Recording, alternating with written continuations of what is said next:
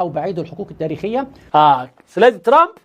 ከርቀትም ከቅርበትም የኛን ታሪካዊ ድርሻ የሚባል ነገር አላነሳም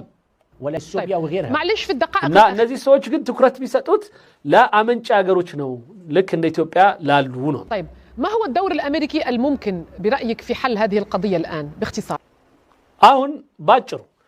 የአሜሪካው ሚና በዚህ ጉዳይ ላይ ምን ሊሆን ይችላል አለስ هنا أمريكية سنوية ግብጽ በየአመቱ የአሜሪካንን እገዛ ድጋፍ ብር እያገኘች የምትኖር ሀገር ናት نعم شريك أساسي للولايات المتحدة ስለዚህ የአሜሪካ መሰረታዊ የሆነች ሸሪክ ናት ሸሪካ በአማርኛም ሽርክና ከሚለው ነው የተሻረከች አብራ የሆነች ሀገር ናት المتحدة الأمريكية في الشرق الأوسط በተለይ በመካከለኛው ምስራቅ اوكي إذن هنا إثيوبيا بالفعل أن هناك دعم أمريكي لهذا السد. طيب ስለዚህ ሌላው ደግሞ የኢትዮጵያ ለኢትዮጵያና አሜሪካ መካከል እንደዛው የመደጋገፍ ሁኔታ አለ مصر على أنه اعتراف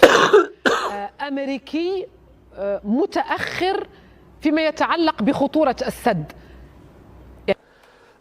እና ምታዩት እናንተ አሁን የግብጽ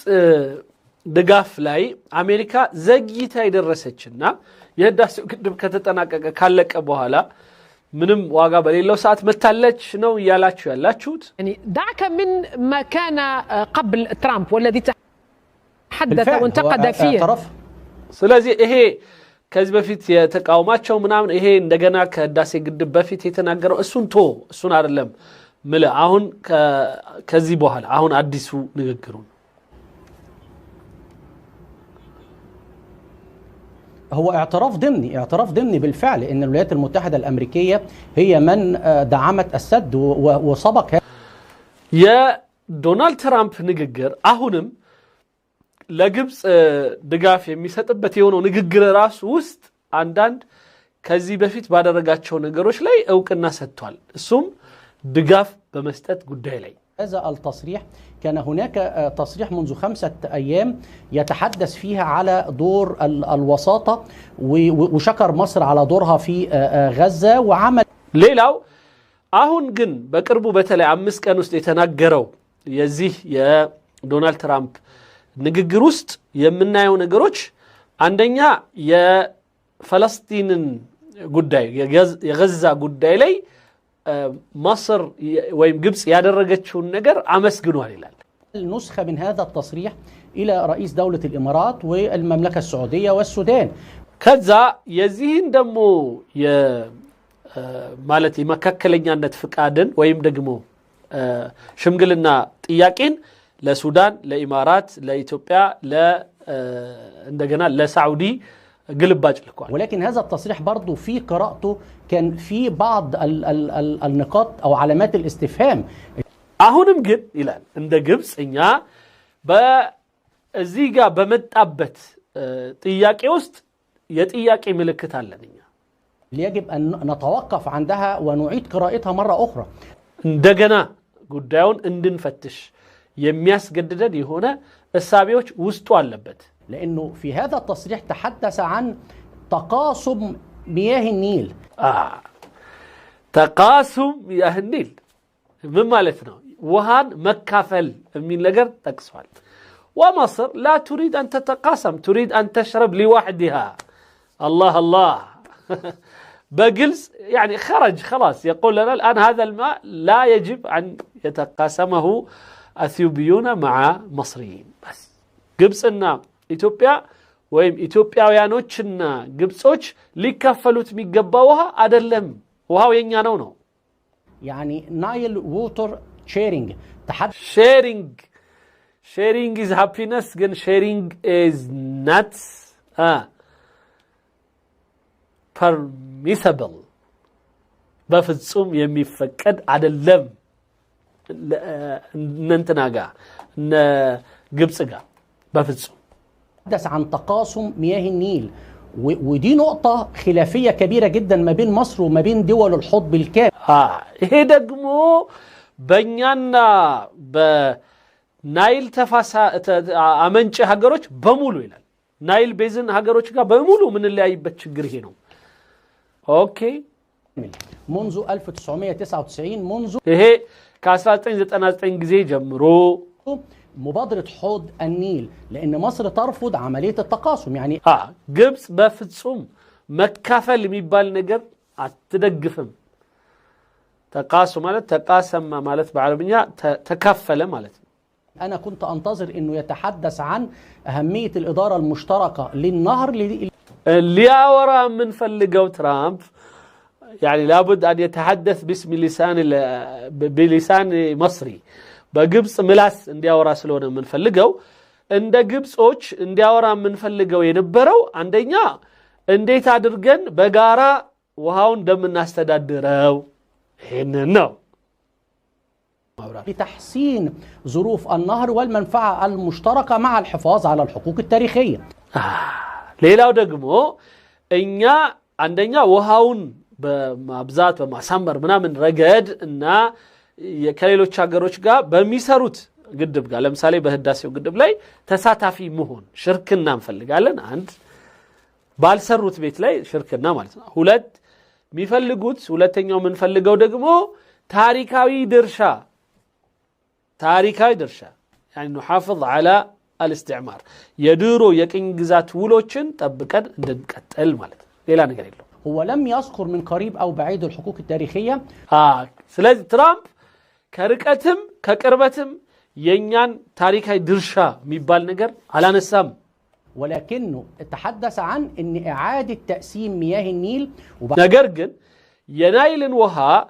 ምናልባት እንደገና مكففل بميل رسكن تناغرون بعدين في الجملة الثانية على طول تحدث ان لو وصلنا لهذا يمكن ان احنا نصل الى اتفاق مع دول حوض النيل حول تقاسم المياه وهذه هي ليلاو دغمو እንደገና አሁንም በንግግር ውስጥ ከዚህ ጉዳይ ጋር ማለት ኢትዮጵያና ኢጂፕትን በውሃ ማከፋፈል ጉዳይ ላይ ደግሞ ካስማማን በኋላ እንደገና እንዳለ ደግሞ دول حوض النيل ማለት ያ ናይል ቤዝን ሀገራቶችንም የውሃ ላይ ክፍፍልን ስምምነት እንደገና እናረግላቸዋለን ብሏል نقطة الخلافية ይሄ ደግሞ ዋናው መለያያችን ነው من تصريحه السابق كان يحاول أن يقلل من الأزمة بمعنى ሌላው በበፊቶቹ ንግግሮቹ ደግሞ ያየነው ጉዳዩን ማቃለል ማለት ለክ ግብጽ እንደምታካብደው ሲያካብድ አልነበረም انها ازمه وجوديه لمصر الدافع فيها ትልቁ እኮ ጉዳይ እሱ ማለት የነበረበት ይያለ ነው ይህ ጉዳይ የግብጽ የህይወት ሽረት ወይም የሞት ሽረት ጉዳይ ነው ማለት ነበረበት ነው دافع وجودي حياه او موت مصر بتعتمد حياه او موت ويم حياه او موت ህይወት ወይም ሞት ነው على 97% من هذه المياه ولكن ምክንያቱም ግብጽ በዚህ ውሃ ላይ በ97% ትንተራሳለችና لكن هو قلل من هذه الأهمية وقال إنها خلافات قابلة للنقاش يعني እና እሱ ግን ይህን ነገር በማሳነስ ጉዳዩ ለውይይት የተጋለጠ አስመስሎ አቅርቦታል ይላል ኦኬ كان يريد أن يحولها من حق تاريخي لمصر بحقوقها التاريخية إلى مفاوضات سياسية نستطيع أن نتفاوض على بدونالد ترامب نجر يا تاريخاوي درشا የሚባለው ነገር የለም ጭራሽ ወደ ታሪካው ወደ ኋላ ተመልሶ ውሃ መከፋፈል የሚለው ጉዳይ ውስጥ ገባብን الحصص وكمية الحصص نعم يا دكتور ومصر تاخد 40 أو 50 وغيره من ከዛ ግብጽ 40 توسد ወይ 50 توسد ግና የሚለው ውስጥ ወሬ ሊወራ ነው ማለት ነው هذا طبعا ممنوع هي አይቻልም ነው التوصيف وبالتالي المصطلحات هنا برضو تسمح لي فقط دكتور أقارتك عن التاريخ الأمريكي في دعم وتمويل بناء هذا السد ألا تخشى أنه حديث ترامب أنت بنقره لاي يا أمريكا لهداسي وقدب يالاتن تاريخي الدقاف بدن بعد رجع زرزراس كم تعال الآن يتم من خلاله توظيف الملف لتأكيد فشل السياسات السابقة ሌላው أكثر من እስከዛሬ ድረስ የተከደበት የፖለቲካዊ ሂደት ደግሞ ስኬት አልባ እና የተሳሳተ አካሄድ እንደነበረ ደግሞ እየመሰከረ ነው كعامل ضاغط الآن في المفاوضات المقبلة إن جرى እና አሁን ይህ ጉዳይ ለሚቀጥለው የውይይት መድረክ መነሻ አድርጎ ነው በትራምፕ በኩል የታሰበው طيب تعال ده سؤال مهم جدا تعالي بقى ይሄ ጥሩ ጥያቄ ነው ወይም ወሳኝ ጥያቄ ነው نجمع تصريحه السابق بعملية تقسيم الحصص ثم في እኛ አሁን ማድረግ ያለብን ከዚህ በፊት ሲናገራቸው የነበራቸው ንግግሮችና አሁን ደግሞ በመጨረሻ የመጣበትን የውሃ ማከፋፈል ጉዳይ ነው في نهاية التصريح بيتكلم على ان ممكن اثيوبيا تدي كهرباء لمصر والسودان يعني هنا هيبقى ለምሳሌ ከተናገራቸው ንግግሮች ውስጥ ደግሞ ኢትዮጵያ ኤሌክትሪክ አምርታ ለሱዳንና ለግብጽ ትሰጣለች ብለዋል مفاوضات اخرى المياه مقابل الكهرباء ያ ማለት በሌላ አባባል ውሃ በኤሌክትሪክ መለዋወጥ የሚል ነው ማለት ነው الجزء بقى المخفي والمهم ሌላው ድብቅ አጀንዳውና ወሳኙ ግን ان من يدعم هذا كله هي مجموعة الموارد المائية الدولية ይህንን ሐሳብ የሚደግፍልኝ እና የሚያጠናክርልኝ የአብዛኛው አሁን ላይ ያለው የዓለም አቀፍ የውሃ ላይ አካሄድ ነው ودي مجموعة مؤسسات متخصصة في الموارد المائية ብዙ የተለያዩ ከውሃ ጋራ የተያያዘ ስራን የሚሰሩ ማለት ውሎች በመጻፍ በማሻሻጥ በመካፈል በመናም ጉዳይ ላይ የተሰማሩ የውሃን አጠቃላይ ሂደት በተመለከተ የዓለም የውሃ መስተናብርን በተመለከተ በሪሰርች በምን የሚሰሩ ማዕከላት ማለት دولية هذه المؤسسات بيصرف عليها الشركات المالتي ناشونال متعددة الجنسيات الخاصة بالأغذية والمشروبات በተለይ እነዚህ አይነት ካምፓኒዎችን በደንብ የሚደግፋቸው የሚያግዛቸው ደግሞ የተለያዩ በእርሻ ላይ የእርሻ ውጤቶችን አምርቶ በመሸጥ በመሳሰሉ የሚታወቁ የሆኑ ሀገራቶች የሚደግፏቸው ናቸው ይላል ኦኬ زي شركات المشروبات الغذائية الغازية زي شركات الحبوب زي شركات السكر ለምሳሌ የተለያዩ የፔፕሲ የኮካ ምናምን መሽሩባት الغازية የሚባሉት እነሱ ናቸው ይሄ ጋዝ አይነት ስሜት ያላቸው ምንድነው እኛ ምንላቸው ዋካችሁ የፔፕሲ ምናምን ምርቶችን የሚያመርቱ ሀገራት እንደዚሁም ሌሎች የተለያዩ አዝርዕት ምናምን ጉዳዮች ላይ የሚሰሩ ሌላው ሱካር በማምረት የሚታወቁ ሸንኮራ ምናምን ላይ እንትን የሚሉ ማለት ነው وغيرها هذه الشركات لها مؤسسات أكاديمية كبيرة جدا مهمة جدا وهذه المؤسسات استشارة እነዚህ አይነቶቹ ድርጅቶች በጣም ትልልቅ የሆነ የሪሰርች ማዕከላት ትምህርት ቤቶች እንደዚሁም ይህንን የተለያዩ የዓለም አቀፍ ያለውን በውሃ ላይ የሚሰሩ አካላቶችን በመደገፍ በመሳሰሉት በሐሳብ በቴክኒክ በመርዳት ትልቅ ስራ የሚሰሩ የሆኑ የካምፓኒ ጀርባ አሏቸው የጀርባ አጥንቶች አሏቸው ومؤسسات بحثية ودراسات وتوفر التمويل هذه المؤسسات ስለዚህ እነዚህ ድርጅቶች ከዛ በኋላ በጥናታቸው መሰረት እንደ ሀገር ለምሳሌ እንደኛ እንደ ኢትዮጵያ ህዳሴ ግድብ ለኛ ለምሳሌ ምርት የሚጠቅም የሆነ ስራ ነው ብለው ካመኑበት ድጋፍ ይሰጣሉ ነው منذ فترة طويلة تقوم بإفهام حوض النيل هي بتتبنى سياسات غريبة ስለዚህ አሁን ላይ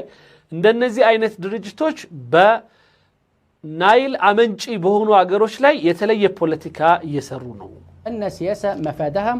أن السيادة المطلقة لدول المنبع وليس دول المصب ስለዚህ የነዚህ ሰዎች ደግሞ መነሻ ሉዓላዊነት ለአመንጪ ሀገራት የሚል መነሻ ነው ያላቸው ይላል هذا هو الصح يعني العقل هكذا يدل يعني ማለት አይምሮም የሚለው አንድ ሰው ውሃው የመነጨ ከቤቱ አይጠቀም ይባል ነገር የለም ሉዓላዊነት ለሱ ነው መጀመሪያ የሚከበር ሰው ግን የሚለው ምንድነው እነዚህ ድርጅቶች ለአመንጪ ሀገሮች ሉዓላዊነት ይሰጣሉ كأنه يريد أن يعود بنا مرة أخرى إلى القرن ال19 وأن እና በዚህ አካሄድ እነዚህ ሰዎች ወደ 19 ሴንቸሪ መልሰው ሊወስዱን ይፈልጋሉ። المناخ وتغيرات المناخية بتؤدي إلى تقليل أو ندرة المياه ምክንያቱም የነሱ እሳቤ ያለው ከዚህ በኋላ በዓለም ላይ በሚፈጠር የተለያየ የአየር ለውጥ ወይም የአየር ንብረት ለውጥ የተነሳ በሚከሰቱ የውሃ እጥረቶች ድርቅ የመሳሰሉት ምክንያት ውሃ በጣም ውድ ይሆናል እና የሚፎካከሩበት ወይም የሚቆጣጠሙበት ይሆናል ሁሉም የራሱን ለመቆጠብ የሚሄድበት ማለት ነው። بالتالي يجب أن يكون هناك إدارة عالمية تدير المياه وفقا لطرق علمية جيدة. طب الآن هل تتوقع على الدول اللي فيها منابع مياه زي ስለዚህ አሁን ላይ ካሁኑ እንደዚህ ውሃ አመንጭ የሆኑ ሀገሮች ላይ ከፍተኛ ጥናት አድርገው ከነሱ ጋራ በምን መልኩ የልውውጥ ሂደቶችን ማድረግ እንደሚችሉ እነዚህን ሀገሮች ጠቅመው ማለት የአመንጭ ሀገሮች እንዴት ይጠቀሙ ውሃው ደግሞ ዓለም ላይ በሚያንስበት ወቅት እንዴት ለሌሎች ዓለሞች ያደርሱ የሚለው ላይ ጥናት ያደርጋሉ። በጎ ጥናት ነው ኢትዮጵያ وغيرها معلش في الدقائق እና እነዚህ ሰዎች ግን ትኩረት ቢሰጡት ለአመንጭ ሀገሮች ነው ልክ እንደ ኢትዮጵያ ላሉ ነው የሚለው። أريد التركيز معك إن كان من الدور يتحكم الأمريكي في المياه يتحكم في الغذاء. ስለዚህ የነዚህ ድርጅት ዓላማ ምንድነው? አደረጃጀቶች ውሃ ያለው አካል በሙሉ ምግብን ላይ መቆጣጠር ይችላል ማለት ነው። የሰዎችን ምግብ መቆጣጠር የሚችለው ውሃ ያለው አካል ብቻ ነው። ምክንያቱም ምግብ የሚመጣው በውሃ ነው። ውሃ ካለ ምግብ አለ ማለት ነው። طيب ما هو الدور الأمريكي الممكن برأيك في حل هذه القضية الآن باختصار؟ አሁን ባጭሩ የአሜሪካው ሚና በዚህ ጉዳይ ላይ ምን ሊሆን ይችላል? አለስ